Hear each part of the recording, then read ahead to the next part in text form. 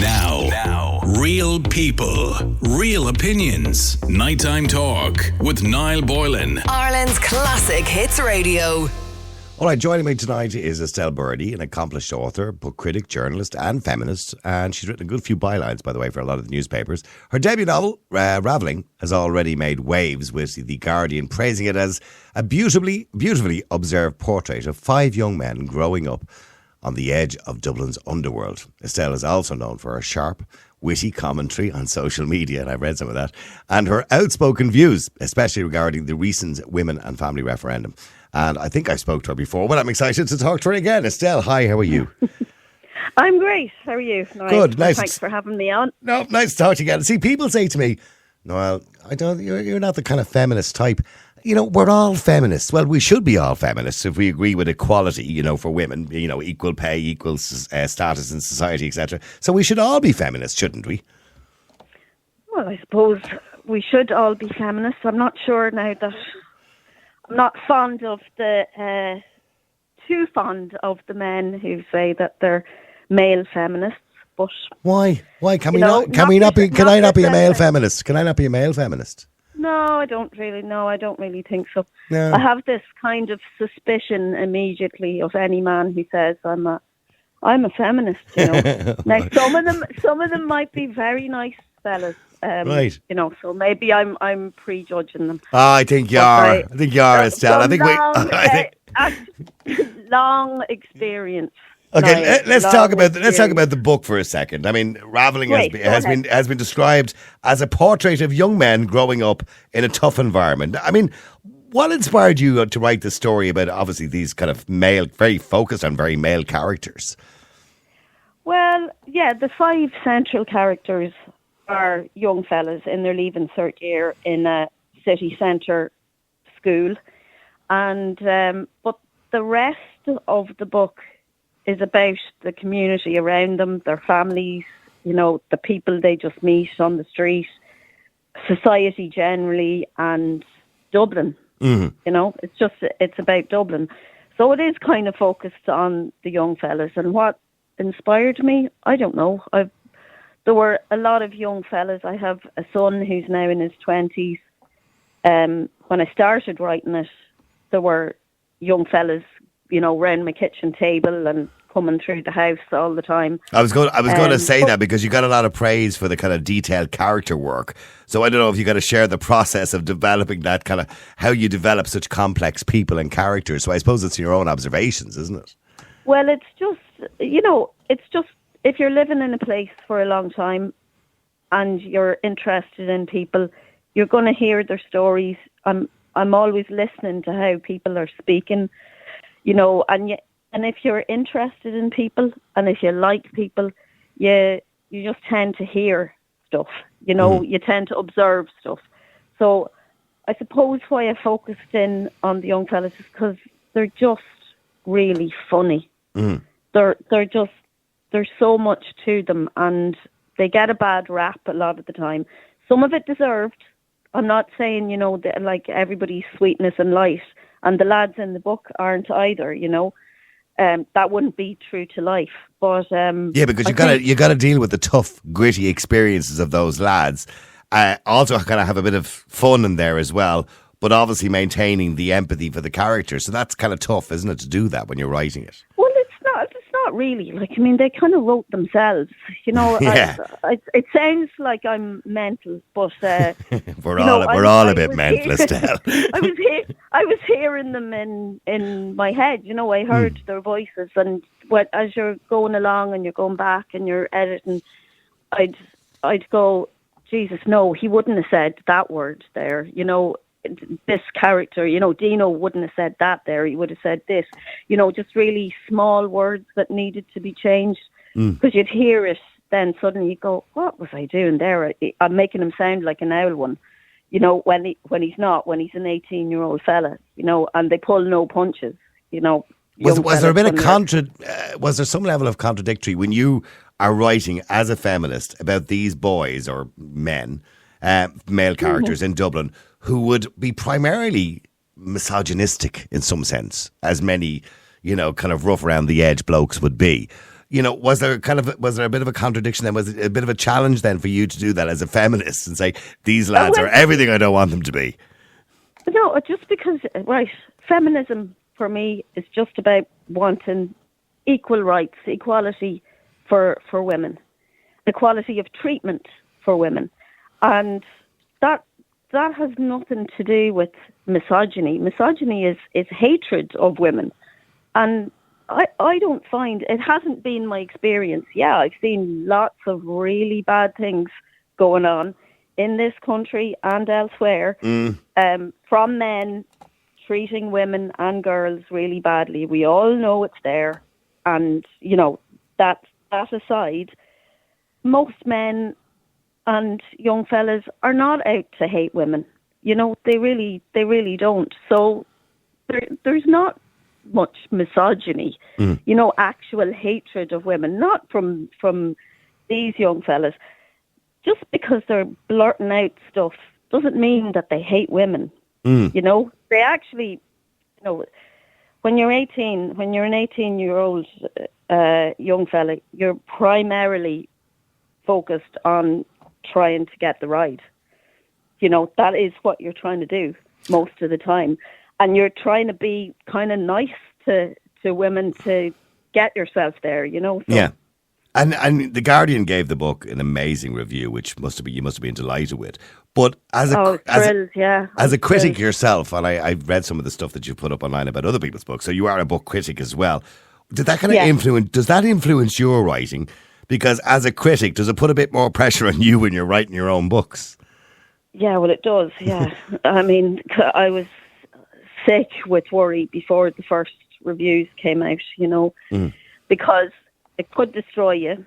And, I don't want unfair reviews. I don't want plough moss either, And all of the reviews were good and gave fair criticism, the criticisms that constructive that were given, criticism. I could see, they were fair. I could see how, you could say, that is a flaw. Every book has flaws. Well, nearly every book has flaws, and mine definitely does.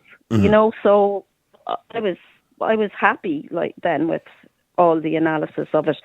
But I think you could become it's very hard when you're the person who is the critic to then be on the other side of it and going, oh my God, when a review is coming out. I didn't know the Guardian review was coming out.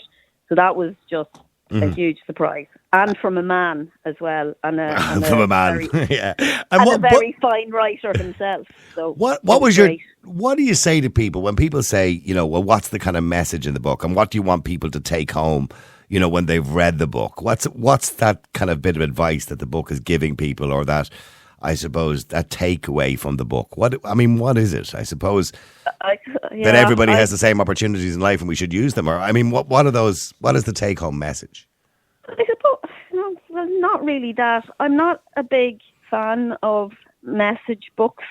Hitting people over the head with this is, I want you to realise this now and understand this. I've seen that can be really well done. Yeah. I need to say that can be really well done. And I have read books where I absolutely loved, they made me think, oh yeah, in a different way. But that I just wanted to show these people. I wanted people to see these young fellas. I wanted them to hear them and hear how funny and how they kind full of love how they deal with social and and moral issues, I suppose. Yeah. Yeah, and how there's so much nonsense now at the moment. That you have to speak a certain way and you have to, this kind of moral authority over people and policing people's just say language wokery, Estelle. Just say wokery. It's okay. No, I don't, that's a very reductive word. But there's a lot of it's very oppressive and it's very repressive, and it's very bad for culture and the arts, and it's just very, very bad for all of us. And I just wanted to show that real people are not going on like that. Young fellas in the inner city are not going on like that.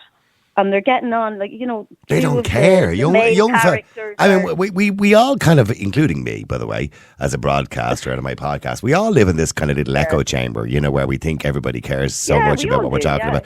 But you're right. When you take it down to 5 lads or 4 lads living in the middle of the city, they don't really care about most of those issues. They just want to get on with their day.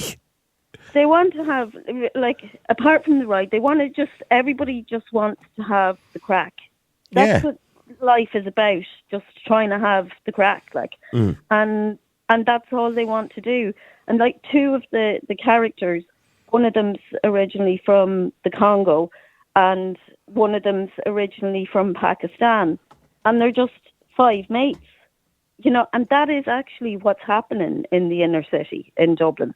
You know, so all this, you know, we've got to do this, and think tanks, and, you know, making sure that people are all saying the right things. These lads, they don't give a shit about any of that. They're just getting on with each other. You know what I mean? And that's part of what Dublin is about.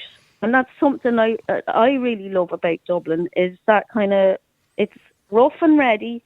And it's filthy dirty most of the time, because we're the worst litterers, and, you know, it's not. We were talking about that earlier on. Somebody mentioned O'Connell Street, and I said O'Connell Street. Unfortunately, you know, it should be like Oxford Street. It should be like the Champs-Élysées, but it's not. It's, you know, it's full of takeaways, sadly, and the wrong type of people. I think O'Connell Street has turned into a bit of a kip, if I just say it rightly. You know, right? Well, which is sad. There are other sides to the North Inner City that are really, really brilliant. But anyway, you know, this is what Dublin's about, and it's kind of what Dublin's always been about for me, anyway. Yeah, it's raw. You take the bad with the good, and it's raw, and that. But there's a beating heart. It's absolutely teeming with life, all kinds of life. And we're gonna get on with it. You know what? And we're gonna make it through, kind of thing. That, you know, there's that kind of attitude, and there's still a great community spirit in lots of parts of Dublin. You know, and I just wanted to just let them out, let their voices be out there. But this is Dublin too. You know. Yeah. Okay, well, by the way, for people who want to get the book, it's available on Amazon, all the usual places, Ravelling it's called. But I wanted to, and I'll come back to that in a second. You were very outspoken and quite vocal on social media in particular about the woman and family referendum. I was. And it turned out to be an outstanding no vote, contrary to all the polls and contrary to what everybody in government was telling everybody to do, including the Women's Council of Ireland. Were telling everybody to vote yes. Even the polls suggested it was going to be a landslide yes vote. It wasn't. It was the other way around. Why do you think that happened? Was that a kind of vote against the government? Or was that a vote for common sense? There was certainly, and I'm sure you saw that too at the time, there was certainly a protest vote. You know, just protesting against anything that the government wanted to do by that stage, because we were being all talked down to. So there was that, but there was a very, very strong women's vote, and it was a feminist and women's activist women's vote. Mm-hmm. And they bypassed that altogether. It was in all the polls. It was like they didn't notice. And going back to you mentioned about echo chambers. Yeah, we are all in echo chambers. And I'd be in various different women's groups. Mm-hmm. And at the time, you know, I was warning, and others of us were warning. We were going, could it really be, you know, that, because we were seeing. You've been placed on hold. Oh. Please wait. Adele's placed on hold. Sorry. No, I don't know what that was. Yeah, you put me on hold. You must have hit your chin off the button, but go on, it's okay. Sorry. That's happened twice tonight, would you believe? The people have put me on hold. But go on. Yeah, go on. So during the referendum, you in your women's groups.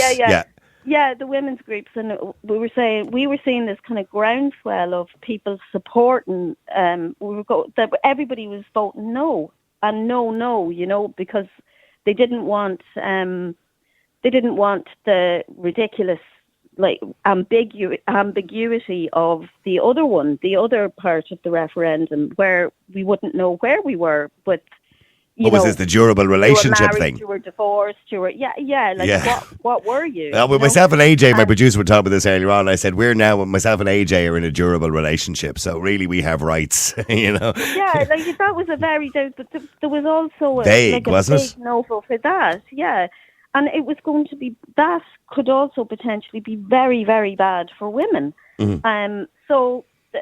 But the other part, we were worried about carers who were predominantly women. We were worried about disabled people, and then we were worried about just having women taken out of the Constitution. But we were seeing this all over social media and in our groups, this real strong no vote. I think a lot of it, Estelle, was the Irish. An echo chamber. Yeah, I think a lot of it was about the Irish mammy.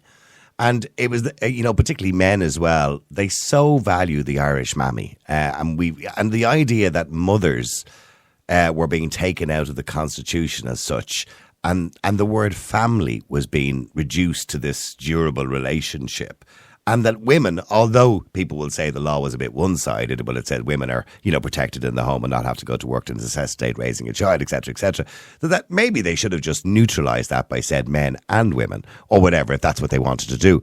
But this idea of removing a word, and I know it's only a bloody word, right? But it's an important word. And women have fought for that word. So I think it's really important that we kept it there. But this idea that we just remove it all, I think really rubbed people up the wrong way, didn't it? Well, I don't know about the Irish mammy. That wasn't what I was hearing from women. It was about mothers, obviously, but that wasn't what was being removed. It was the entire thing, and it was our financial protection that women were worried about. And the thing is, there is a difference between men and women, and women tend to want, as mothers, whether they're working mothers or not, and they want to have careers afterwards, and they absolutely should and can have careers. But when they have young children, every survey shows that women would prefer to stay at home and take care of their own children.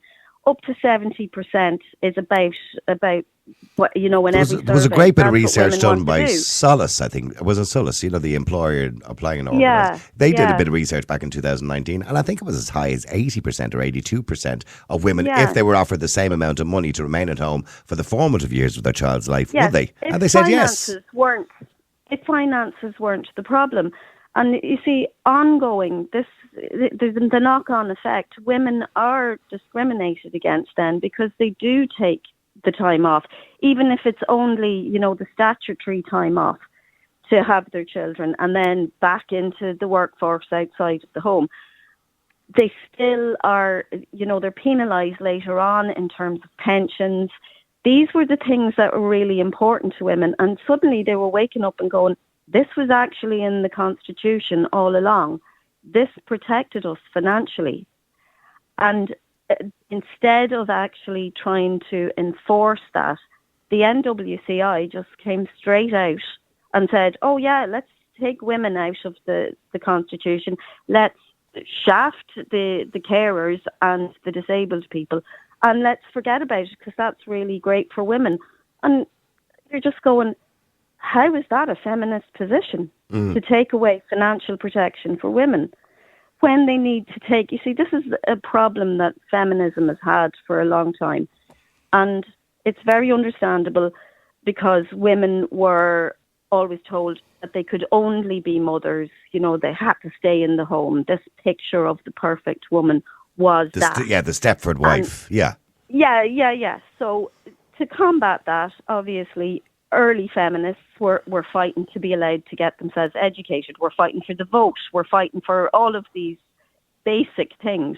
So they were trying to dampen down that picture. So we've ended up with a problem that most women do actually want to be mothers. They still do want to be mothers. And that's a problem if you don't actually support. But it is a problem now, Estelle, because we've set up society badly. See that as work. But we have set up society very badly now, where we have a situation, if you go back 30, 40 years ago, right, you only needed one income to pay the mortgage, pay the bills, right? At the time, of course, that was a man. Primarily, it was women that stayed at home. But now we've set up society in such a way that we now need 2 incomes. So women are now forced into a position where they have to go to work. Rather than the need or the want to stay at home if they want to. Now, I know Bertie Ahern many years ago had suggested paying women, a wage or a salary of some sort to, if they wanted to stay at home. And by the way, again, not telling them, but if they wanted to stay at home with their children for the formative years of their lives. But that kind of went on. I don't know what happened to that. That kind of passed away. It never happened. Yeah, these things, I'd be fighting for a more ambitious feminism that actually encompassed that, talked about class structure, that talked about the women who, it's all very fine for the women who can go back to work in a high-paying job where they maybe do have good systems of childcare, they can afford childcare, they can afford to. They have some status in their job. So say if their child is sick, they can leave work without guilt and without losing a day's pay, But what about the women who are working in minimum wage in a supermarket? And if their child is sick, then they're going, how can I can't go into work, but if I don't go into work, I lose a day's pay. Or lose my job. Yeah. Or lose my job. And forgetting about those women, that's not okay. That's not a feminist position to go, you will take women out of this. They don't need financial protection. The women who choose to stay at home with their children, they don't need financial protection. We need to be thinking about, maybe paying women, even if it's minimum wage. Work in the home is work. Oh, it is. And it's very dedicated work. All this, you and your Irish mammy business, it's actually very dedicated. Don't be giving out about me and me Irish mammy. I love me mammy. But the thing is that what it actually says in the Constitution is that work in the home is of value to society. And we can see that all around us. The women who are at home, or the dads, in fact, who are at home, but especially the women, because women kind of say it. I don't mind you saying that. That's okay. Society. Yeah. They oil the wheels of social interaction. We all know this. Women are better at that. Of course they are. Generally speaking. By the way, there are some who are not as good. There are men who are good too. But generally speaking, I agree with you. Down the park, they're doing the volunteering. They're down at the community centre. They're doing all these things with their kids, with them. They're making communities. They're building communities while they're doing it. And the men too. There's all the men in the men's sheds, the retired people. All of those people are building society. It's not just the people who are at the daily grind. Now, listen, Estelle, unfortunately, I'm running out of time, so I do apologise because I could chat to you all day. We could have a great conversations. Anyway, the book, by the way, it's called Ravelling, and you'll find it on, where will they find it? Amazon, booksellers, all the usual places? Well, I'd always boost the independent bookshops all over Ireland. But you can get it in Easons and Dubray and all the other places. There's lots of independent bookshops, and you can get it on Amazon if you so desire. But your local bookshop will also get it delivered to you as well. So, and if you can find, think about your local Irish bookshop. If you can find Estelle Birdy online, I'm sure if you send it to her, she might sign it for you too. You never know. I would indeed. Listen, Estelle, it's been a pleasure. It's a wonderful book, by the way, for those who want to have a look up. It's an intriguing story about growing up, in the city, in Dublin, 5 lads, and it's just a really intriguing story. Listen, thank you very much indeed for coming on the show and talking to us about it. And talking about your views as well. There you go. Okay. Estelle Birdy, the book is called Ravelling. You can find it at all the usual bookshops, all the usual independent sellers. As she said, she likes to promote the independent sellers, the bookshops. But also, if you can't do that, you can't get out, and you can't manage to get to a bookshop, you can get it on Amazon and get it online and all the usual outlets, all right? And it's called Ravelling. And it's by Estelle Birdy. Listen, thank you very much indeed to everybody. AJ and Zoe there tonight. Thank you very much indeed. I shall talk to you again tomorrow night at 9 o'clock. Until then, have a sweet evening. Enda Murphy is on the way with some lovely love songs. Now, real people, real opinions. Nighttime Talk with Niall Boylan. Ireland's Classic Hits Radio.